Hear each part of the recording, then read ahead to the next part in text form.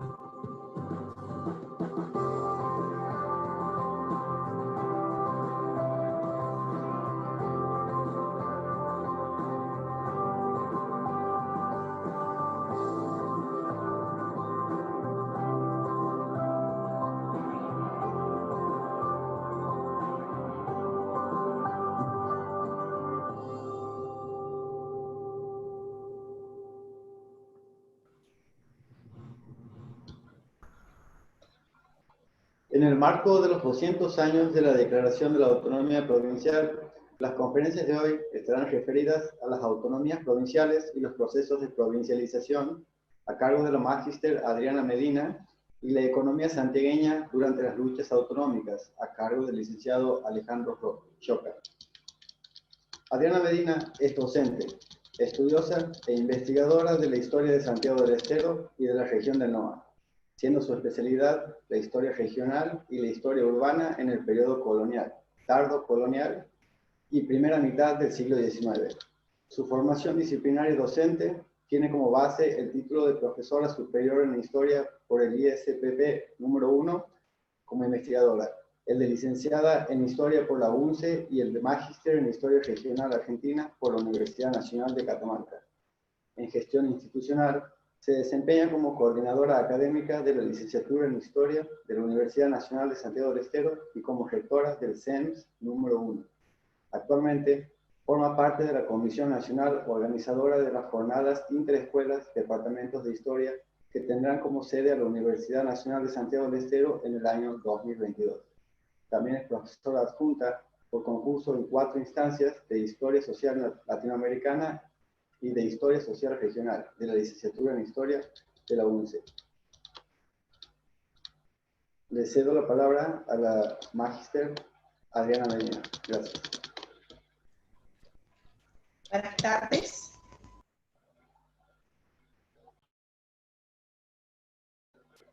Tiene silenciado el micrófono.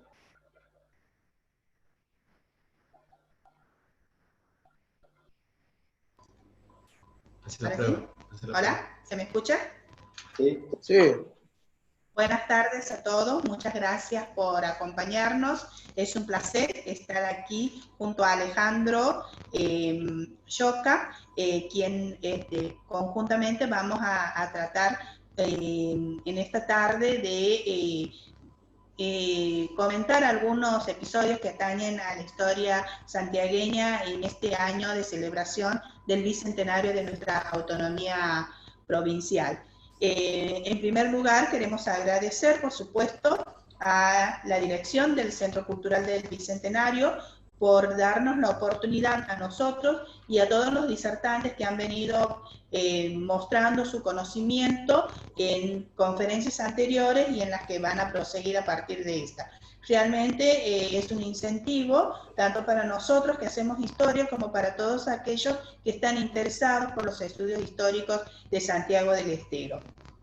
En esta tarde principalmente vamos a hacer referencia no a los hechos o acontecimientos puntuales que llevaron a la declaración de la autonomía santiagueña, sino a aquellos procesos que se van a desprender de esos procesos autonómicos y que después van a dar continuidad con los procesos de provincialización que van a terminar, por supuesto, con la conformación de lo que es la actual República Argentina. ¿Sí? Entonces, en primer lugar, y para contextualizarnos, nosotros nos tenemos que ubicar cronológicamente en una década muy importante del siglo XIX, que es la década que va de 1810 a 1820, donde hay un quiebre desde el punto de vista político, económico, fundamental, que va a dar nacimiento, dejando de lado la antigua división virreinal, para dar lugar y nacimiento a las Provincias Unidas del Río de la Plata. Y de ahí todo un proceso hasta la conformación de lo que es la actual República Argentina. En ese sentido, nosotros podemos indicar que para Santiago del Estero, la década del 10, de 1810 a 1820, va a ser de fundamental importancia, tanto por los sucesos que se van a dar a nivel nacional, o a nivel de virreinato primero y de provincias unidas después, en el proceso de independencia que va a comenzar con los sucesos de mayo, van a continuar con la declaración formal de la independencia en Tucumán. Dicho sea de paso, ayer hemos celebrado un nuevo aniversario, y que se van a ir cerrando recién casi 40 años después con la sanción de la Constitución Nacional. Bueno, en esa década van a suceder para Santiago procesos importantes. Procesos que no solamente van a suceder en Santiago, sino en la región y en lo que nosotros podríamos llamar, los que hacemos historia regional, en aquellas regiones históricas. ¿Cuáles fueron las regiones históricas? Y fueron fundamentalmente la región del NOA, donde prácticamente van a ser esta nación argentina, la región de Cuyo y la región del litoral rioplatense. Después se van a ir acomodando estas regiones hasta que se dan los sucesos de Mayo y a partir de ahí tenemos otro panorama jurisdiccional. Entonces, ahí se van a dar estos procesos en estas regiones históricas, donde van a surgir las llamadas ciudades históricas que después se van a convertir en las cabeceras de aquellas provincias históricas. Otra realidad van a ser aquellas regiones de conformación tardía en donde el poblamiento y la conquista va a ser posterior y la vamos a ubicar sobre todo desde la segunda mitad del siglo XIX en adelante. Entonces, dicho esto, nosotros podríamos sostener entonces que iniciado el siglo XIX, Santiago del Estero era parte integrante del Virreinato del Río de la Plata, que recordemos había sido creado en 1776 y que tenía a Buenos Aires como el centro político y económico. Dentro de esa jurisdicción del Virreinato del Río de la Plata, Santiago del Estero pertenecía a la gobernación e intendencia de Salta del Tucumán, junto a las ciudades de Salta, que va a oficiar como cabecera, y la acompañaban Jujuy, Tucumán y Catamarca. La ciudad de Salta entonces va a ser la cabecera de esta intendencia y el resto de las ciudades dependían jurisdiccionalmente de ella. Ahora bien, y teniendo en cuenta lo que acababa de decir al comienzo, en el marco de la caída del orden colonial a partir de 1810, debemos destacar que comienzan a cobrar fuerza la teoría de la retroversión del poder hacia los pueblos del interior, como una forma de legitimar el nuevo orden político que se avecinaba.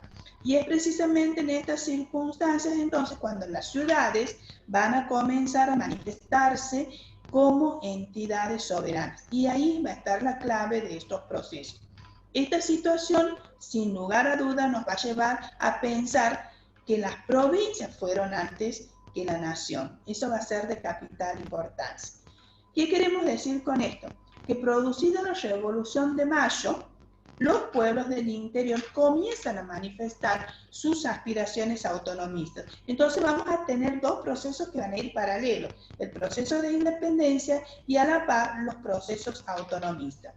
Cada intendencia entonces se fue dividiendo bajo la influencia de los cabildos de las ciudades más importantes para convertirse con el tiempo en las actuales provincias que van a tomar el nombre de las ciudades cabeceras.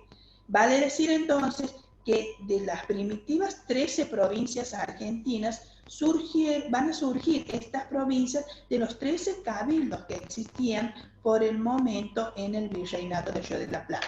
Si me permiten, vamos a compartir un mapa donde podemos visualizar esto que les acabo de decir. Entonces, tenemos la división.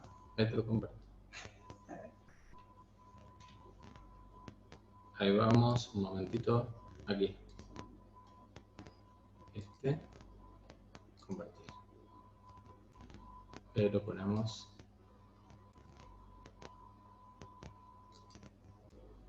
Ahora sí. ¿Lo ven? ¿Lo vemos? Bien. Entonces, les decía que tenemos la división del Virreinato del Río de la Plata y la intendencia que nos interesa a nosotros, en este caso, es la de Salta del Tucumán, que como decíamos estaba integrada por Tucumán, Santiago del Estero, Catamarca, Salta y Jujuy. Y a esta intendencia la acompañaban las otras dos intendencias importantes, con Buenos Aires, integrada por, además de Buenos Aires, Santa Fe, Corrientes, Entre Ríos y la provincia oriental, que más tarde se va a independizar y conformará la República Oriental del Uruguay. Y también acompañaban la intendencia de Córdoba del Tucumán, integrada por Córdoba, La Rioja, Mendoza, San Juan y San Luis. Esta división, lógicamente, fue paulatina y no respondió ni a cálculos políticos, ni a una equitativa distribución de la población, ni siquiera de las riquezas, sino que en realidad esta división más que nada va a responder a la polarización que ejercían las principales ciudades y los territorios en donde ellas influenciaban con las instituciones importantes. Y cuando hablamos de instituciones importantes estamos haciendo referencia a los cabildos. Los cabildos aquí van a ser la institución que van a llevar adelante la influencia de estas ciudades. Y en estas ciudades justamente surgieron aquellos sujetos históricos llamados a cumplir una actuación clave en los procesos tanto de independencia como de autonomía. ¿Y quiénes eran estos sujetos? Los caudillos. Para el caso de Santiago, los caudillos fueron Borges e Ibarra, que son los grandes protagonistas de esta parte de la historia de Santiago. Este régimen de la Intendencia de Salta del Tucumán se va a mantener hasta 1814, cuando el primer director supremo, don Gervasio Antonio de Posada, termina dividiendo la Intendencia de Salta de Tucumán en dos. Y aquí vemos en el mapa, por un lado la Intendencia de Salta, Salta sigue siendo la cabecera, y por otro lado la Intendencia del Tucumán, Tucumán es la cabecera y las ciudades subordinadas van a ser Santiago del Estero y Catamarca. Esta dependencia sin duda vino a alterar el espíritu santiagueño, provocando los intentos revolucionarios de 1810 y 1815 y 1816, comandados por Juan Francisco Borges. Fracasado el ideario borgiano en esta primera parte, va a ser retomado después por Juan Felipe Ibarra, quien va a responder a la nueva acometida de Bernabé Arazo en su pretendido anhelo de conformar la República del Tucumán. Ibarra entonces va a marchar con sus huestes desde el sur de la provincia, estaba ubicado en el fuerte de Abipones, marcha hacia Santiago y se produce el encuentro en los alrededores del convento de Santo Domingo, un 31 de marzo de 1820. Estoy haciendo una breve referencia, ¿no?, a los hechos, porque seguramente en conferencias anteriores ustedes ya me han ido escuchando esto. Bueno, el triunfo de las huestes ibarrianas va a traer como consecuencia que días después se firme el acta declarando la autonomía santiagueña un 27 de abril. Autonomía que va a ser reconocida recién por Tucumán un año después, cuando el 5 de junio de 1821 se firme el Tratado de Vinará, que también es reconocido como uno de los pactos preexistentes de nuestra Constitución Nacional, que concluía ofreciendo amistad a los hermanos tucumanos y el olvido del pasado. ¿Qué significó todo esto? Que la emergencia de las soberanías locales realmente fue la respuesta de los pueblos del interior a las pretensiones de dominio de otras ciudades-región, incluida Buenos Aires. Nosotros aquí vamos a ver cómo se va produciendo ese reacomodamiento de las jurisdicciones, en donde a partir de 1820, para el caso de Santiago, queda separada de la Intendencia del Tucumán. Y ese proceso va a ser también después continuado por otras jurisdicciones. Las provincias, en consecuencia, no nacieron como partes constitutivas de un Estado central, sino como Estados soberanos, Estados autónomos con un régimen representativo. Y así esto daría el comienzo o el inicio a los procesos de provincialización, con nuevas jurisdicciones que hoy conforman el mapa de la República Argentina, y en este sentido nosotros podemos decir fehacientemente que Santiago estuvo a la altura de las circunstancias. ¿Por qué? Porque el pueblo santiagueño comienza a mostrar el anhelo que querían todos los pueblos del interior, y que no era otra cosa que la organización de un gobierno federal. Sin embargo, también, y un poco para poner el contexto con lo que después Alejandro va a puntualizar, nosotros debemos destacar que el contexto político en el que se da el proceso autonómico va a estar atravesado por la variable económica, indudablemente, donde la cuestión impositiva va a cobrar una especial relevancia en el desarrollo de los acontecimientos, dando cuenta de las diferencias que había entre el accionar de un Borges precursor de la autonomía y de un Ibarra fundador de la autonomía. Esto contribuyó sin lugar a dudas a un poco explicar el comportamiento de los grupos que respondían a los intereses comerciales de la élite capitalina, contrapuestos por supuesto a los intereses del grupo ganadero de la frontera saladí.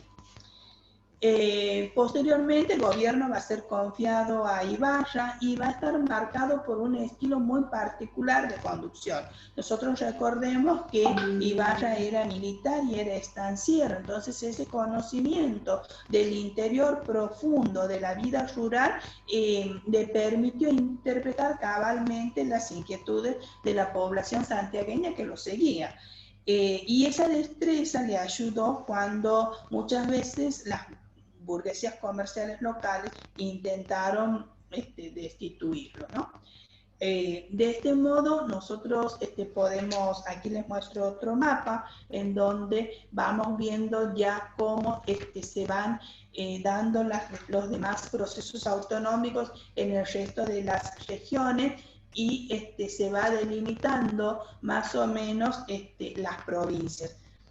Nosotros podemos decir entonces que las experiencias políticas de la segunda década del siglo XIX se fundaron en el uso de la soberanía como atributo propio de cada provincia. De este modo nosotros podemos decir que la soberanía provincial en este caso va a ser la contracara de la soberanía nacional y que los acontecimientos sucedidos desde el pasado colonial en todo el actual territorio argentino pasarán a formar parte de una historia indudablemente leída en clave nacional, pero dejando en claro lo siguiente, que la región antecedió a la provincia y la provincia a la nación, ¿sí? Entonces, nosotros vamos a tener esta situación, aquí vemos ya el territorio, a ver si podemos mover esto, ahí.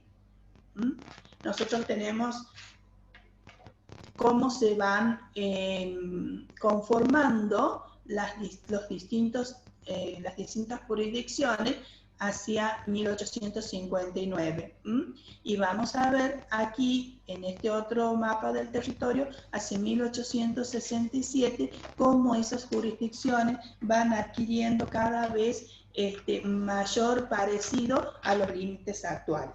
Entonces, nosotros en este sentido podemos decir que a partir de la sanción de la Constitución, esas provincias históricas van a comenzar a definir sus territorios. Hasta que hacia 1884 el Estado Nacional crea 9 gobernaciones conocidas con el nombre de territorios nacionales. Estos territorios nacionales van a ser creados como una suerte de solución transitoria, incorporando aquellos territorios que estaban hasta entonces bajo el dominio de los pueblos originarios, que los ubicamos hacia el sur y los ubicamos hacia el norte y hacia el noreste, ¿sí? Si ustedes me permiten, vamos a hacer, teniendo en cuenta lo que acabo de decir, cómo las distintas provincias van obteniendo su autonomía. Aquí tenemos un cuadro donde podemos ubicar a Corrientes y Santa Fe, que son las dos primeras que se van a desprender hacia principios de este proceso, hacia 1814 y 1815. Pero el resto va a ser clave cuando se produce la primera batalla de Cepeda, en donde los caudillos López y Ramírez sabemos que avanzan sobre las fuerzas directoriales y terminan, digamos, derrotando a las fuerzas nacionales. Eso va a provocar la caída, todos sabemos, de las autoridades nacionales, del directorio y de ese congreso que en 1816 había declarado la independencia y que ahora, estando en Buenos Aires, respondía más al centralismo porteño. Entonces, a partir de ahí, digamos que se produce este segundo quiebre en donde las provincias van a empezar a manifestar esas aspiraciones autonómicas de las que hablaba hacia el principio. Y ahí vamos a ver cómo Córdoba, La Rioja, San Luis, San Juan y Santiago del Estero en ese año 20, entre enero y abril del año 20, logran su autonomía. Le sigue ahí muy de cerca Catamarca, que lo hace al año siguiente, y la última en lograr la autonomía de Salta va a ser Jujuy. Así nosotros entonces encontramos hacia la sanción de la Constitución, hacia mediados del siglo XIX, a estas 13 provincias históricas más Buenos Aires, que van a conformar las 14 primeras provincias que van a ir definiendo las jurisdicciones interiores de lo que después será la República Argentina. Y me había referido a los territorios nacionales. Entonces, ¿qué eran los territorios nacionales? A ver si me lo pasas. O sea, perdón. Pásamelo. Sí. Bueno, los territorios nacionales van a ser justamente aquellas jurisdicciones. Ahí, ¿no? Okay. Bien, gracias. Van a ser aquellos espacios sujetos al control del Estado federal que se diferenciaban de las provincias porque no tenían autonomía. Y esta práctica, digamos que va a significar en realidad la coexistencia de dos tipos de jurisdicción. Una, que ustedes lo ven aquí con un color rosado, que son esas 14 provincias históricas que van a tener gobiernos autónomos. En cambio, estas otras son las que van, obviamente, a estar bajo la influencia de un gobierno federal. Esta situación prácticamente se mantiene hasta mediados del siglo XX. La llegada del peronismo va a ser clave en este sentido, y hacia 1951 nosotros vamos a ver que se producen o se retoman esos procesos de provincialización, mejor dicho, cuando en el gobierno de Perón se terminan provincializando primero Chaco y La Pampa, y después en una segunda parte, ya termino, en una segunda parte le van a seguir, o en un segundo momento le van a seguir Misiones, Formosa, Neuquén, Río Negro, Chubut, Santa Cruz, que logran alcanzar el rango de provincia. Es decir, que hasta desde 1955 hasta 1990, perdón, voy a volver al anterior, nosotros tenemos la mayoría de las jurisdicciones ya organizadas en sistemas provinciales, y nos quedaba solamente el último territorio nacional de Tierra del Fuego, Antártida e Islas del Atlántico Sur, que recién va a alcanzar el grado de provincia hacia 1990. Entonces, para sintetizar y para ir cerrando, porque estoy en tiempo, los procesos de provincialización podemos marcar dos etapas. Una primera etapa que va desde 1810 hasta 1834, en donde se van a producir en forma paralela estos procesos junto a los procesos de independencia y organización del país.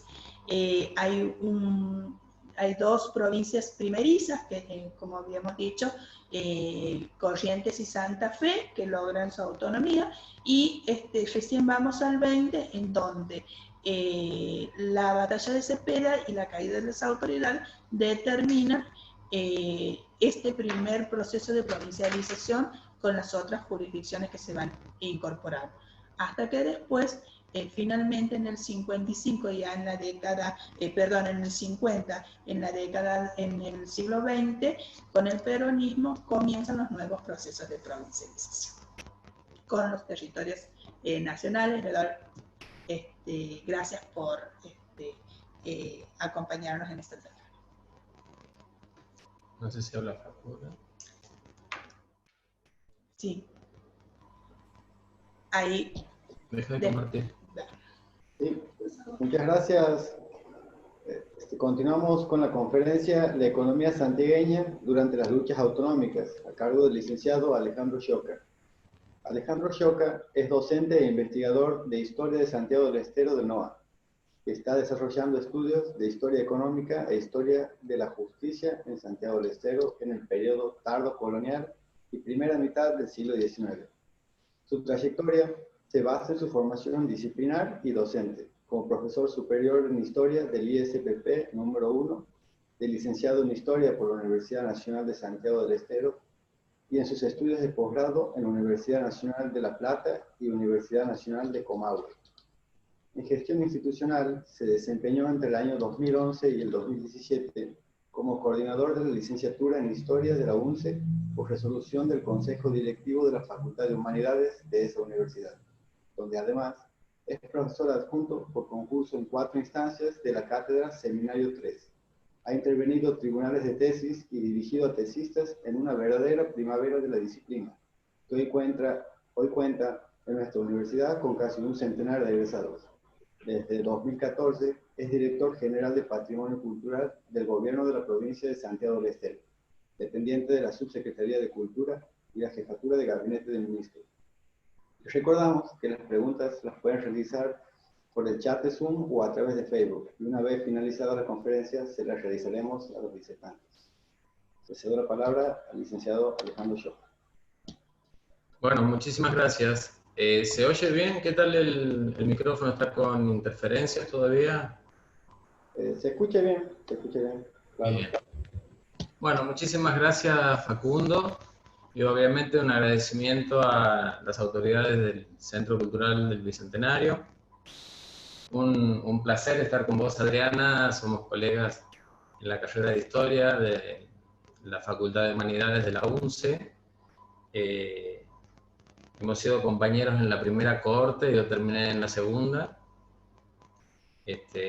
Y realmente para nosotros es un privilegio, y también recordar que estamos cumpliendo 20 años de la carrera en la Universidad Nacional de Santiago del Estero, cosa no menor en la madre de ciudades, con la historia larga que tenemos, pero no tan escrita como se merece. Sí tenemos grandes obras importantes, y entre ellas quiero destacar justamente en esta oportunidad el aporte de María Cecilia Rossi, ¿no? Que ha sido la primera coordinadora, ha sido la que redactó el proyecto de creación de la carrera, que tuvo la visión de conseguir los fondos, que finalmente fue una carrera autofinanciada y todavía lo es hoy, a distancia, lo cual generó un impacto en todo el NOA. Entonces un saludo grande a todos los colegas y estudiantes que nos están viendo desde La Rioja, desde Catamarca, desde Provincia de Buenos Aires, también veo algunos.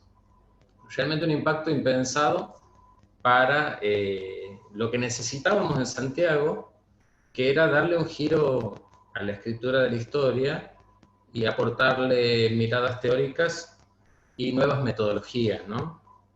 Y en este sentido, para pensar la autonomía, aparte de la mirada más regional que le acaba de dar Adriana, obviamente son miradas influidas por las transformaciones que significaron para la escritura de la historia las corrientes historiográficas francesas del siglo XX, la incorporación de miradas de otras ciencias sociales, y en este sentido se ven estas nuevas miradas en los trabajos que estamos realizando. Particularmente en mi caso, trabajé con María Cecilia Rossi en dos proyectos de investigación financiados por el Consejo de Investigaciones de Ciencia y Técnica de la Universidad de Santiago del Estero, uno en el 2004 y otro comenzó en el 2009. Y en particular, bueno, María Cecilia nos enseñó a investigar desde teorías más económicas, marcados por los seminarios que nos dieron Meki Ruiz y otros docentes de la facultad, de la carrera de Sociología. A mí me marcó mucho la cuestión de los aportes de la sociología, de la economía, y en particular la posibilidad de conocer mejor las estructuras económicas y sociales para poder explicar las superestructuras, digamos, los cambios culturales y políticos que estaban operando, ¿por qué no?, en el NOA argentino en ese momento, en los confines del Virreinato del Río de la Plata, ¿no? Y en este sentido, fue muy interesante con ella empezar a presentar los trabajos vinculados con la propiedad de la tierra. Lo hicimos para las tierras cercanas al río Salado, los departamentos Coco y Alberdi y Juan Felipe Ibarra. Con estos estudios que hicimos con documentos del Archivo de Tierras Fiscales del Archivo Histórico de la Provincia de Santiago del Estero, dirigidos por Juan Viaña ahora, que está en pleno proceso de traslado al nuevo edificio, pudimos notar, digamos, que habían cuestiones que se contradecían con algunos mitos de la historiografía tradicional, ¿no? Por ejemplo, estamos analizando ahora un proceso autonómico. Un proceso autonómico siempre se me ocurre, cae de Maduro, que va a ir de la mano con unas posibilidades estructurales económicas que permiten tomar decisiones en el plano político, militar, etc. Y esto que estábamos viendo, por ejemplo, en la cuestión de la venta de las tierras, la dinamización del mercado de tierras, después en el análisis de los censos y de los relevamientos de la población, que se hacían, por ejemplo, para nombrar diputados, para los distintos llamados de la Junta Grande, del Congreso de Tucumán, mostraban desde fines del siglo XVIII, hasta el censo Sarmiento, que es el primero del periodo estadístico, un franco crecimiento. Entonces, había algo que nos hacía ruido, y lo charlábamos con María Cecilia, y que era justamente cómo los discursos vinculados con este periodo de la primera mitad del siglo XIX, fines de la colonia, principios del siglo XIX, apertura del puerto de Buenos Aires al mercado libre, al mercado de libre comercio, habían generado una serie de mitos, como les digo yo, vinculados con una supuesta decadencia de los mercados santiagueños, de lo que Santiago producía, de lo que Santiago comercializaba, y de su importancia estratégica que hasta el momento había tenido en el paso de las mercancías que iban hacia el mercado del Potosí, en el sur de la actual Bolivia, y luego en La Plata, que iban drenando justamente con esta estrategia de vender los excedentes de las fábricas inglesas, europeas, de los centros desarrollados, iban drenando este metálico, y Santiago tenía ya desde el proceso fundacional esta importancia estratégica. Había sido capital de la gobernación del Tucumán durante más de 200 años. A veces se piensa que Santiago enfrenta el desafío de la autonomía en 1820, 1919, con la crisis del gobierno del Directorio Supremo, y parecería que estuvo bajo la órbita administrativa de Tucumán cientos de años, y solo habían sido del 2014, habían sido 6 años. Pero en el imaginario de los relatos de la historiografía tradicional pesaba mucho esto. Pesaba esa imagen, como les decía recién, de un Santiago decadente, de un Santiago pobre, arrastre también de los gobernadores de la gobernación del Tucumán, de los sacerdotes de las distintas órdenes y de la diócesis en una actitud siempre demandante de fondos, demandante de resarcimientos por esos esfuerzos de las epopeyas descubridoras, fundadoras, y bueno, de alguna manera se hizo un hábito entre las autoridades de las instituciones políticas y religiosas de Santiago del Estero, generar esta cantinela de que qué mal la estamos pasando y qué importante es que nos reconozcan en tierras, en mercedes, en encomiendas de indios, y luego ya en el periodo independiente, durante el gobierno de Ibarra, la relación con Rosas, también de alguna manera después de algunas sequías, seguía este discurso que le estamos pasando muy mal y mándennos algún resarcimiento, y bueno, también hubo una especie de ayuda de Rosas, y esto se va a prolongar en el siglo XIX y en el XX con más fuerza a partir de la mitad del siglo XX, con todos los discursos vinculados con la idea de reparación histórica, ¿no? Cuando se decreta que Santiago había sido fundada por Aguirre en 1553. Pero volviendo al periodo de la autonomía, de las luchas por la autonomía, no solamente en el tema de las tierras sucedía esto, de a poco me fui desprendiendo y empecé a trabajar fuentes fiscales, ¿no? Yo había preparado algunas fotos de algunos documentos. A ver, lo pongo en línea.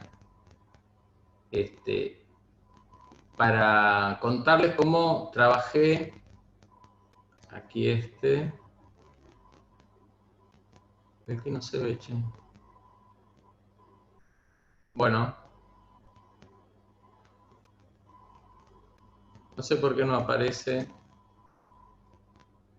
Le pongo, si me disculpan, no, más lento, no puede ser como dicen en la tele, pero quería que vieran, no se ve, no importa. No, contarles que empecé a trabajar algunos documentos vinculados con la recaudación de impuestos. También algunos balances desde los primeros años del siglo XIX, 1803, 1804, balances que hacía el Cabildo, los encargados de la Hacienda, y luego los funcionarios de Hacienda de Ibarra, de 1820 hasta 1851, para ver qué pasaba con la composición de las actividades económicas que tributaban al Estado, pensando que estas actividades tenían importancia y se podía ver en la capacidad de tributación de esas actividades a través de los libros de impuestos, no solamente de los productivos, de la ganadería, que fue siempre muy importante para Santiago del Estero, sino también de la circulación comercial. ¿Y qué veíamos en estos documentos? Un crecimiento paulatino. Y para decirles que trabajé en fiscalidad es solamente una capa de la economía. Detecté, por ejemplo, importantes crecimientos en el pago de los diezmos, cosa que todavía no pude ver los libros de diezmos, pero sí trabajamos a través de los balances anuales que hacían los gobiernos santiagueños del periodo tardo colonial y de la independencia para acá, que había habido un paulatino crecimiento, lo cual no nos podía llevar a afirmar que había habido un crecimiento explosivo de la economía santiagueña en ese periodo, pero tampoco podíamos decir que había habido una decadencia. Sí, esta curva aplanada, como se usa decir ahora con el tema de los contagios de la pandemia, estaba aplanada, pero no iba hacia abajo, sino hacia arriba. Y estos trabajos los presenté en las jornadas de historia económica, y bueno, tuve muy lindas devoluciones por parte de los docentes, que tanto en estas jornadas como las jornadas interescuela son espacios maravillosos para la formación de los jóvenes investigadores, y esto fue para mí un privilegio. Primero, tener a María Cecilia Rossi como maestra, Y luego, de la mano de ella y de todo el equipo que se había formado, cosa que en este momento no tenemos ningún equipo en la Facultad de Humanidades ni en la universidad, trabajando objetos, miradas y metodologías de la historia, ¿no? Esto es una pena, esto lo perdimos con María Cecilia y a pesar de nuestros esfuerzos como docentes de la carrera y gestores, todavía no lo hemos podido recuperar, pero fue maravilloso ver que en los espacios nacionales había una avidez por conocer estos nuevos datos que esta nueva licenciatura de Historia estaba generando a través de sus alumnos, de sus jóvenes egresados, de sus docentes. Y para nosotros también fue una manera de volver a pensar el proceso autonómico de principios del siglo XIX y interactuar con otros alumnos y docentes de otras universidades. En este sentido, también fue importante conocer, más allá de lo que había publicado por ahí Figueroa sobre los papeles de Ibarra, digamos que hoy estuve leyendo la introducción del libro de Figueroa, se llama... sí, pero él se llama Andrés Figueroa. Andrés Figueroa, claro, dice, te genera un título de los papeles de Ibarra, pero te rescata cinco documentos y te los presenta como el salvaje de Ibarra, el decadente, si no fuera por Gondra que te escribía, vos eras un desastre. Es un discurso muy similar a lo que pasa con la política actual, pero que para nada estaba proponiéndonos un recorte de la realidad fundado en por lo menos un dato cuantitativo de la economía de la sociedad.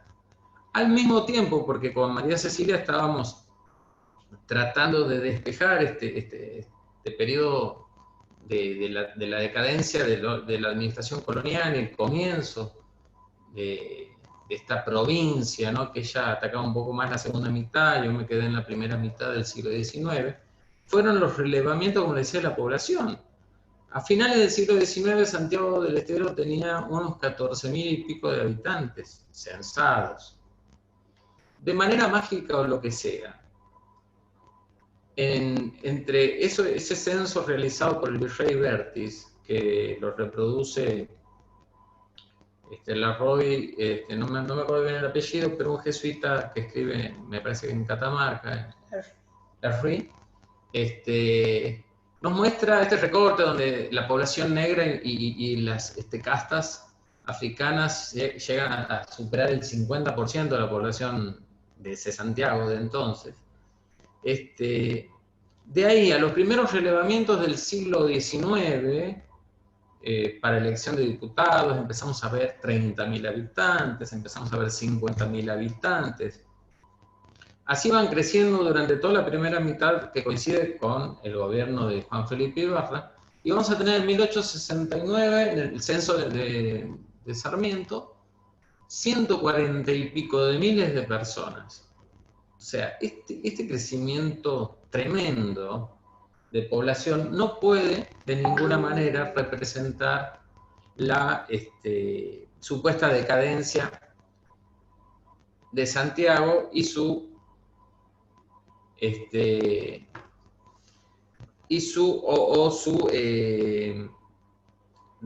decrecimiento económico, para nada, ¿no? En todos los aspectos me parece que y sobre esto obviamente tenemos que trabajar, tenemos que seguir yendo al archivo. Juan Viaña nos espera, que lo estoy viendo ahí, y tenemos que seguir pidiéndoles a estos documentos, a estos datos, una información estructural que de alguna manera, y por las modas internacionales, las modas europeas y argentinas, que nos llevaron en ese camino que hizo la Escuela de Anales, el hartazgo y la saturación de estudios estructuralistas hacia mediados del siglo XX, llegó obviamente en los 60 a plantear otro tipo de miradas, otros recortes de objetos más micro, pero sin duda para Santiago del Estero hacen falta muchos más estudios que nos revelen las características estructurales de la economía y de la sociedad.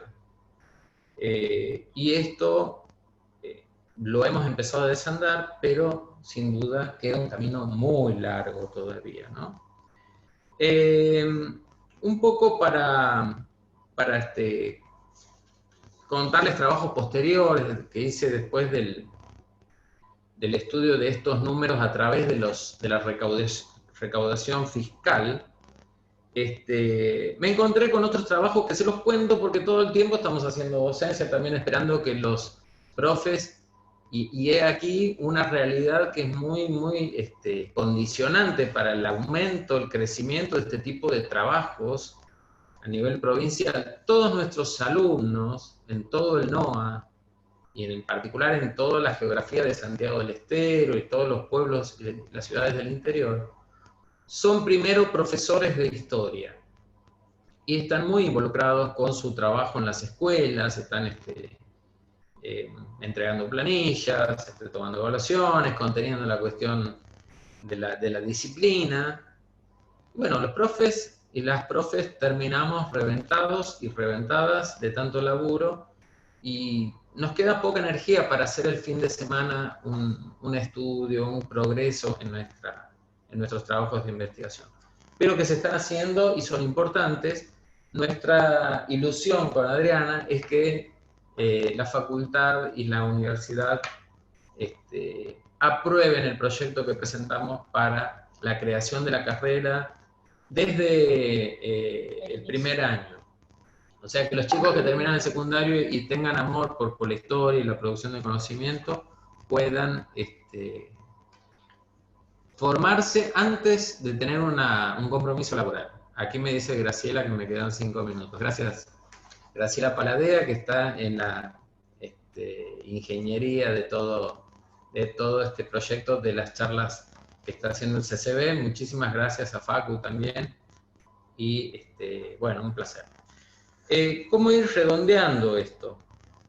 Les decía que otro tipo de fuentes que consulté con posterioridad fueron en el AGN, el Fondo del Consulado de Buenos Aires. De alguna manera, todo lo que salía del puerto de Buenos Aires hacia el interior se documentaba con una guía de carretas, que era un documento volante que lo llevaba al carretero, como puede ser hoy una guía de ganado o de leña o de madera, y quedaban toda una copia de esas guías que salían hacia Santiago del Estero, bueno, y hacia otras provincias. Quedaban esas copias en esos libros que están en el AGN, que son una compilación de todas esas salidas, esos movimientos económicos que están todos ordenados. En Santiago tenemos algunos libros, no están todos, y tenemos algunas de las guías de carreta, que son muchas, pero no están todas, digamos, ¿no? Otro cuidado que quiero plantearles sobre la existencia de estas fuentes es que cuando dependimos de Salta, cuando se crea la Intendencia de Salta de Tucumán, no todos los libros, pero algunos sí, fueron a parar al Archivo Histórico de Salta, fueron a parar a Salta, digamos, al Cabildo de Salta. Y se conservan hoy en el Archivo Histórico de la provincia de Salta, que son libros mayores, libros de cobro de impuestos, de alcabalas, de objetos importados, como les decía recién, de frutos de la tierra. Bueno, ahí tenía para mostrarles, pero cualquier cosa a través de mi Facebook se los puedo compartir, las carátulas de los libros, donde se contiene toda esta información, ¿no? Para ir cerrándolo, pero me interesaría mucho si tienen preguntas, no necesariamente me las hacen ahora o nos las hacen ahora, pero sí que quede el contacto y que quede la buena predisposición a acompañar a todos los que quieran hacer algún tipo de trabajo vinculado con la economía, ¿no? Si bien trabajé Historia de la Justicia, que el otro día tuvimos un conversatorio con Darío Barriera, y también con Susana Bandieri, dos monstruos argentinos de la producción del conocimiento histórico, me he centrado más en el conocimiento de las fuentes y el trabajo con fuentes de la economía santiagueña, tardocolonial y posindependiente.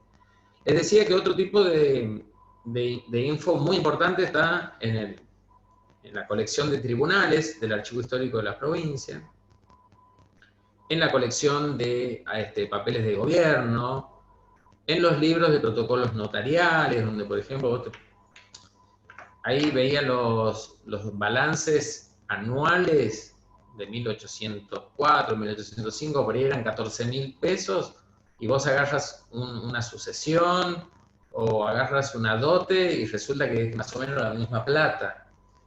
Es increíble, digamos, el poco dinero que manejaba el Estado provincial, por lo cual es muy difícil dimensionar el volumen de la economía santiagueña a partir de esa información pública, digamos, que aparte, bueno, se sabe que siempre ha habido evasión, pero es muy interesante poder encontrar en estos documentos más privados que refrendaban los escribanos o que surgían a partir de un juicio que está en la sección de tribunales del Archivo Histórico de la provincia. Ahí vos podés dimensionar, digamos, un volumen mucho mayor al que se ve en los papeles de gobierno, ¿no? De sucesiones con propiedades importantísimas y volúmenes de producción ganadera que uno no lo puede creer. Entonces, hay mucho trabajo para hacer al respecto, pero como para ir cerrando, ¿no? Me gustaría volver a esta cuestión de los mitos, ¿no? Hay mucho trabajo para hacer y creo que hay mucha noticia en las fuentes que guardan estos archivos. El archivo de Tucumán también tiene información en estos años que fue cabecera de la Intendencia. A veces, y bueno, ¿qué pasó con esta ausencia de trabajos de Santiago del Estero? Las compilaciones de las historias, de la nueva historia argentina, de las historias argentinas, sobre todo del siglo XX, de 1950 para acá, porque por ahí los más viejos la tenían muy presente, Santiago, ¿no? Levene, bueno, muchos que estaban en la Academia Nacional de Historia consideraban muy bien, Le Villiers, Sierra, consideraban mucho más a Santiago de lo que está ocurriendo de 1960 para acá. ¿Por qué? Porque de alguna manera estamos en una construcción del conocimiento que depende de la producción de estos conocimientos más académicos. Entonces, cuando se hacen unas jornadas nacionales, el que no está pierde. El Tucumán era una región que lleva el nombre de una actual provincia. Muchas veces, no tucumanos, sino autores de Córdoba o de Buenos Aires, caen en la confusión de el Tucumán y de San Miguel de Tucumán. Lo usan como sinónimo y van generando deformaciones también en los datos y suposiciones. Por ejemplo, en la cuestión de la producción de carretas, que es famoso, la cantidad de astilleros de carretas que había en Santiago del Estero, la abundancia de maderas duras, sin desmerecer obviamente todo el desarrollo, la importancia, el aporte que significó Tucumán y sus actuales ciudades para la construcción de la actual Argentina. Pero si hay algo evidente, digamos que las maderas duras y las carretas siempre estuvieron en Santiago, se produjeron en Santiago, no en la actual provincia de Tucumán o en San Miguel de Tucumán. Cosas que a nosotros nos apasionan, que es un placer hablar de ellas, que por ahí están más desarrolladas en un blog que tengo de Google, o en trabajos que por ahí nos cuesta mucho pasarlos a papel, porque con Adriana nos metimos de lleno en la gestión para sostener la carrera. Es un placer para mí trabajar en el ámbito de la Subsecretaría de Cultura y de la Jefatura de Gabinete, porque también hay una dimensión de lo que produce la universidad que tiene que servir a la sociedad, ¿no? Entonces, pero sin duda la gestión te quita mucho tiempo valiosísimo para leer, para analizar, para estar ahí en esa familia tan linda que es el Archivo Histórico de la provincia, que uno va como a las apuradas cuando quisiera ir y quedarse todas las mañanas. Un poco cerrando ahí, Facu, y agradecido contigo también por la coordinación de este evento. Bueno, muchas gracias, licenciado. Recordamos que pueden realizar sus preguntas por el chat de Zoom o a través de Facebook. Antes de comenzar con las preguntas, queremos agradecer todos los saludos que hemos recibido desde distintos puntos del país, como la provincia de Buenos Aires, específicamente desde el Partido de la Costa y desde Monte Grande, también desde la ciudad de Córdoba, de la provincia de Catamarca, y desde aquí, desde la provincia de Santiago del Estero, desde Bandera, departamento de Belgrano, desde Fernández, desde La Banda, Beltrán, y también desde Santiago Capital. Bueno, comenzamos con las preguntas. Los datos históricos sobre la economía santiagueña se pueden conseguir por internet. ¿Contesto? Sí. Sí, es muy difícil, no. Si bien es muy valorable la cantidad de publicaciones que ha venido poniendo en línea el Archivo Histórico de la provincia, por ejemplo, lo que sí se puede conocer del periodo colonial son los primeros 4 tomos de las actas capitulares, que tienen mucha información sobre la economía, están en línea en la página del Archivo Histórico. Y es muy interesante porque son unos PDF donde vos podés hacer búsquedas y poner en la computadora la palabra impuesto, la palabra alcabala, y vas a tener un resultado de 10, 50, 40 menciones, las menciones que tenga, y es muy interesante.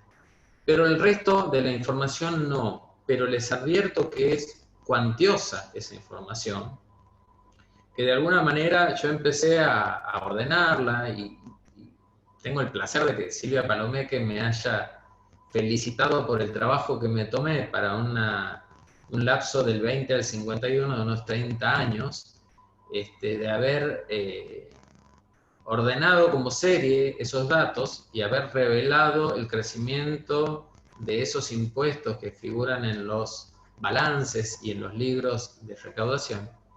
Y ese trabajo es un trabajo de hormiga, por eso me refería a que es un trabajo presencial, que hay que recabarlo en el archivo. Por eso pongo en valor los importantes esfuerzos que ha hecho la provincia para mejorar las condiciones de los archivos, y obviamente el trabajo de Juan Manuel Viaña a cargo del archivo, por su calidez, pero también por su operatividad, que ha realizado una gran cantidad de escaneos, le ha buscado la vuelta, porque no todo está servido, y muchas veces ha sido pura creatividad de él y de un equipo maravilloso que tiene ahí trabajando.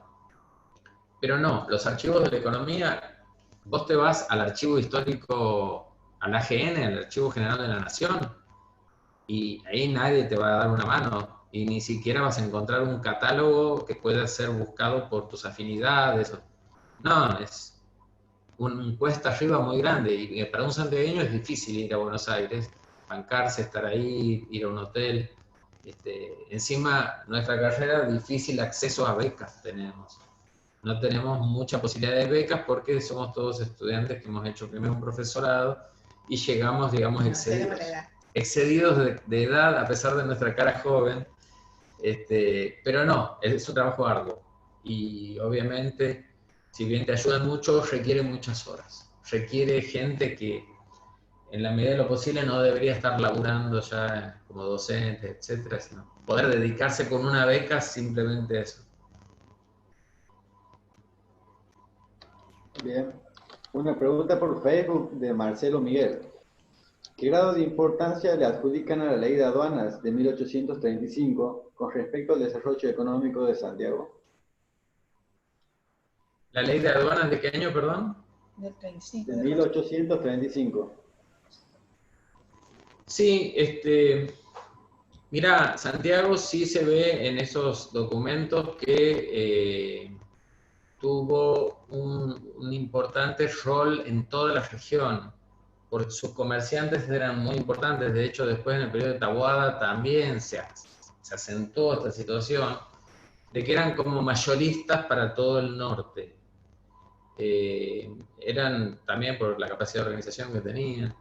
También, sobre esto yo no estoy muy especializado, ¿no? Porque agarré impuestos sobre todo, pero sí sabemos que el decreto de Ibarra acompañó esta voluntad de protección, la tenían clara en ese sentido, que querían el desarrollo local para el bienestar de la gente, digamos, un gobierno más bien de lo que se equipara a un gobierno popular, ¿no? Que tenía mucha... Y había mucha afinidad entre los dos caudillos. Sí. Entre Ibarra. Trabajaban en equipo aquí en la región norte y Ibarra representaba los intereses. No sé si querés agregar algo sobre eso. Sí, no mucho, pero es un tema ya de la historia nacional, sobre el cual hay mucha bibliografía, la historia económica. Les recomiendo al que hizo la pregunta que lo lea a Jorge Hellman, que tiene una compilación de toda la historia económica en Argentina del año 2006, si no me equivoco. Se llama La Argentina económica en la encrucijada. La economía argentina en la encrucijada. Es muy interesante. Después por mensaje pasame la pregunta y te mando el texto para que te lo leas. Bien. Nos aporta Juan Manuel Villaña que por el momento no está funcionando la página web por el traslado del archivo histórico a su nuevo local. Otra pregunta por Facebook de Ricardo Melano. Alejandro, ¿podrías por favor repetir ese dato tan importante que aportaste referido al tiempo real bajo el cual Santiago dependió de Tucumán? Gracias, Ricardo, un placer verte en nombre, no te veo la cara, pero un compañero de años. Sí, no tiene que ver con ordenamientos jurisdiccionales que hubieron hacia finales de la dominación española. Se va a crear el Virreinato del Río de la Plata en 1776, y en este reordenamiento, unos años después, en 1782 me parece, se crea la ordenanza de intendentes, pero dependíamos de Salta. Se crea la intendencia de Salta. En 1814, ahí. Pasa que hay una confusión. Era la región del Tucumán o la intendencia. La intendencia viene mucho después, hace fines del siglo XVIII, pero toda la primera parte de la colonia éramos la gobernación del Tucumán y la cabecera era Santiago del Estero. De ahí viene la confusión. Entonces, cuando en los documentos se habla del Tucumán, se está hablando del Tucumán como región y no del Tucumán como provincia del Tucumán. Y eso es lo que acotaba Alejandro, que por ahí las producciones de carretas y de maderas duras provenían del Tucumán, pero el centro era la gobernación, que era Santiago, no Tucumán como provincia, ¿no? Ahí está muchas veces donde historiadores que no son de la región no logran dimensionar la diferencia entre uno y otro, o quizás sí lo hacen, pero tratan de obviar y se maneja el dato en vez de para Santiago como para la región en general, ¿no? Eso es lo que... Sí, quería agregar algo. El tema de los diezmos tiene que ver con estos cambios jurisdiccionales también. El diezmo, algún ingreso tenía en el Estado porque aparecen en los balances esos ingresos de diezmo que son importantes. No sé cómo se habrá trasladado a la iglesia después, pero lo cobraba evidentemente el Estado. El cobro de impuestos tenía un mecanismo que era, le vendían el negocio a un encargado, un español, por lo general durante el periodo colonial, por 10.000 pesos. Y si él recaudaba 14.000, se ganaba 4.000, digamos. Pero había siempre un estipendio y esa recaudación se vendía. Sobre los diezmos, hicimos gestiones aquí en el obispado de la provincia. Le presenté una nota al obispo anterior, cuando era coordinador de la carrera, pero nunca me contestaron. Está muy difícil, pero tengo entendido que los papeles de diezmos pueden estar en Córdoba. en el archivo del Arzobispado de Córdoba. Y les quería contar que en Salta también me fui al Arzobispado de Salta, que tiene su archivo muy lindo y atienden muy bien, te contestan enseguida las solicitudes, y ahí no están los diezmos de Santiago del Estero, evidentemente, por lo que me contestaron ahí. Pero posiblemente en Córdoba estén, porque en algún momento nuestra diócesis se fue su cabecera a Córdoba, después tuvimos dependencia con Salta también, así que una serie de cuestiones. Es muy importante y muy interesante trabajar en equipo, porque todos estos conocimientos jurisdiccionales se van capitalizando y evitan que el joven investigador gaste demasiado dinero en ir a todos los archivos. Se capitaliza esa experiencia y ese gasto que se hace en el equipo, ¿no? Bueno, pero esto se lo decimos a todos nuestros alumnos, por lo general es un placer siempre. Bien, Laura Rojas pregunta, ¿cuál fue el impacto de las reformas borbónicas? El impacto en la región, y bueno, eso es más economía, pero... Un poco lo que le comentaba en el cambio jurisdiccional también. Lo que sucede es que las reformas borbónicas van a traer aparejado este nuevo mapa jurisdiccional, y en función de eso, relacionando con la temática que yo he tratado, las ciudades importantes de cada una de las regiones van a ir motorizando no solamente su organización interna, sino de esa mano también su organización económica. Nosotros vamos a tener un comercio interregional bastante importante que debemos tener en cuenta que hacia finales del siglo XVIII va a cambiar su mirada. Ya no va a mirar más hacia el norte ni hacia el oeste, sino va a tener la mirada hacia el Atlántico, y es ahí donde se van corriendo los intereses y en donde Santiago va a quedar como una zona de tránsito más que nada, y no como aquel punto que estaba, digamos, en una posición geopolítica bastante importante de los primeros tiempos de la conquista, en donde desde aquí se organizaba toda el resto de las jurisdicciones y por supuesto la economía, ¿no? Pero con esta nueva situación obviamente va a cambiar. Pasa la mirada directamente hacia el Atlántico, y ahí vemos que las provincias, o mejor dicho, la región del litoral rioplatense es la que va a entrar, digamos, en mayor crecimiento, y va a ser el centro, ¿no? No sé si responde la pregunta. Sí, yo le agregaría que de alguna manera las reformas borbónicas fueron una señal de que el imperio español estaba en disolución, que estaba en crisis. Porque justamente las soluciones que vino a traer la reforma borbónica no frenaron lo que se vino después, que es la separación del Virreinato del Río de la Plata y la conformación de los nuevos países, ¿no? Es muy interesante todo este periodo para nuestra historia, y estamos festejando, ayer festejamos la independencia. Lo interesante en la autonomía y la independencia, creo que ante procesos de crisis de lo que venía siendo, tanto Argentina, las Provincias Unidas del Río de la Plata, como luego Santiago del Estero, tuvimos la madurez y la potencia como para tomar las decisiones autonómicas, libertarias e independientes, ¿no? Muy bien. José pregunta, ¿qué actividades económicas había en Santiago a principios de 1800? ¿Había agricultura? ¿Qué tipo de agricultura, teniendo en cuenta que no había canales de riego en un clima seco? Bueno, las actividades... Sí, perdón. Las actividades más importantes económicas, según los registros de cobro de impuestos, no es todo, pero también los pocos papeles de justicia, protocolos notariales, etcétera, que he visto, ponen en tapete como principal actividad económica a la ganadería.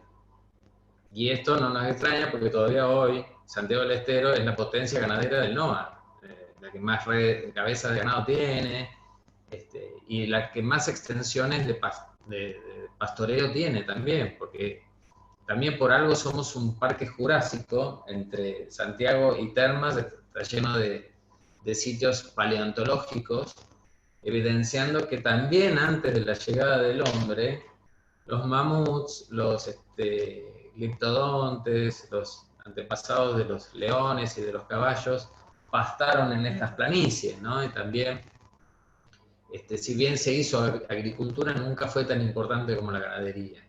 Y en un segundo lugar, sin duda, el comercio. Y de aquí también es evidente que surgen los dirigentes políticos más importantes de la autonomía. Hace referencia Borges comerciante y Ibarra ganadero, ¿no? Sí, esto es muy interesante, se traduce a la cuestión social. Claro, y ahí la cuestión del poblamiento también tiene que ver, porque la mayor parte de la población en ese tiempo era rural, o sea, muy poco se llegaba a la ciudad, solamente cuando un acontecimiento político así lo ameritaba, ¿no?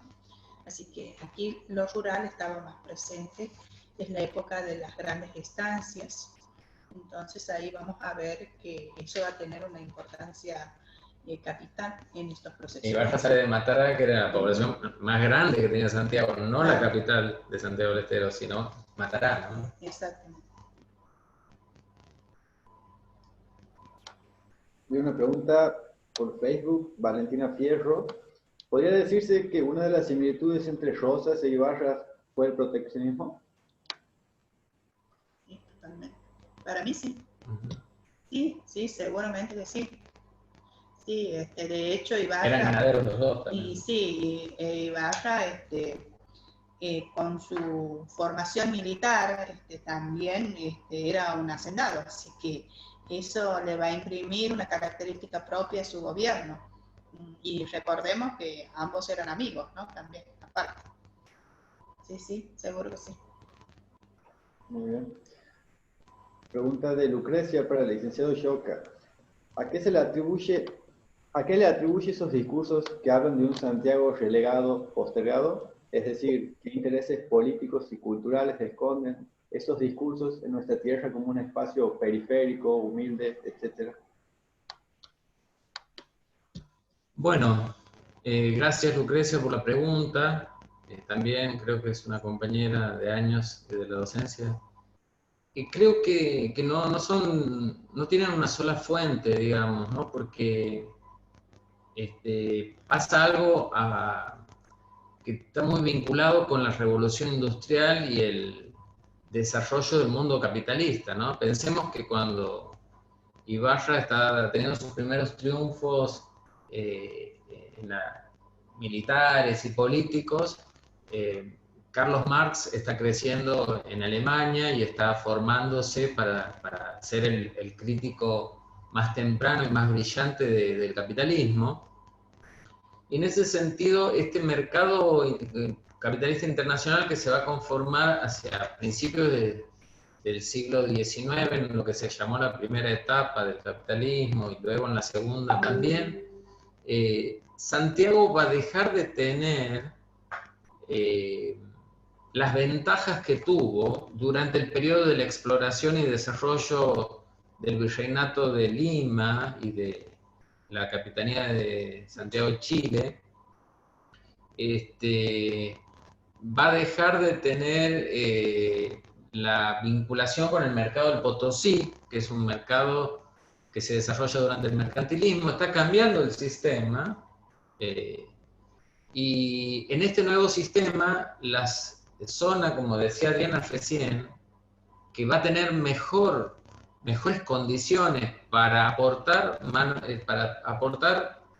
estas materias primas que necesitaba el mercado central inglés, sobre todo, va a ser el litoral atlántico, con la cría de ovejas primero, que van a proveer lana a los telares ingleses, y luego con el desarrollo de la ganadería y de la agricultura como proveedores de alimentos para los centros capitalistas, digamos. Que en esta nueva etapa, sin duda, Santiago va a estar en desventaja, va a estar lejos del puerto, no va a tener oportunidad de competir con otros campos más húmedos y más cercanos al puerto, porque la demanda era limitada, no era interminable. y se terminaba de satisfacer con Santa Fe, Córdoba y Buenos Aires. Entonces Santiago entra en una situación de desventaja que sin duda, habiendo sido tan central y tan importante en el periodo anterior, va a generar toda una carga de pesimismo en sus intelectuales, en sus escritores, y esto va a durar mucho, va a durar, calculo que todo el siglo XIX, más allá de los chispazos que hubo con la venta de la explotación de los bosques hacia finales del siglo XIX y el desarrollo de la red de ferrocarriles, que hizo vivir una especie de fiebre de desarrollo con el gobierno de Rojas, de Absalón Rojas.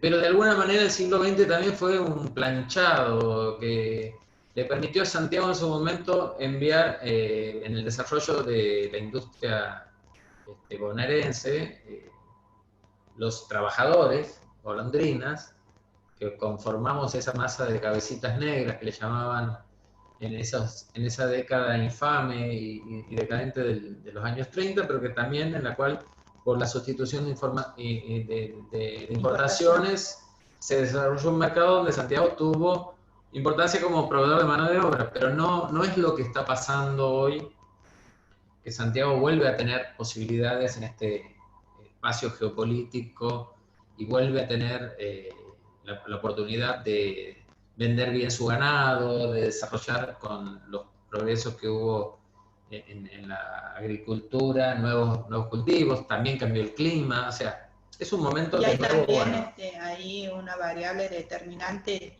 que es en la década de los 90, recordemos que se da el agotamiento de las tierras de la Pampa y hay un avance de las fronteras agropecuarias desde esa Pampa hacia la zona del sur santiagueño. Entonces, ese avance de las fronteras agropecuarias también tiene que ver en este cambio de la mirada.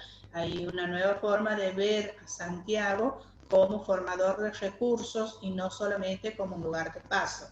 Pero lamentablemente ahí se cruzan otras variables que tienen que ver también con el tema de la tenencia precaria de la tierra, el avance sobre los campesinos, sobre nuevas formas de lucha social, o sea, hay variables que se entrecruzan y que determinan un cambio en la mirada también, ¿no? Eso es importante, pero eso se da desde el 90 para acá, ¿no? Desde 1990, estoy hablando con el menemato, las políticas neoliberales, y bueno, todo un entramado de cosas que nos hacen pasar a ese campesino que pasó después a ser un obrero forestal a sufrir ahora un nuevo proceso de campesinización, ¿no? Donde ahora es despojado de su tierra.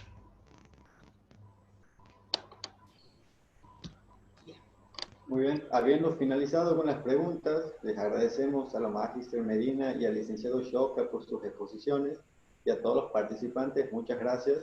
Y los invitamos para el próximo jueves 16 de julio a las 18:30 horas con la conferencia La consolidación territorial después de 1820, a cargo de la licenciada Alicia Geber y el señor Juan Manuel Viaño.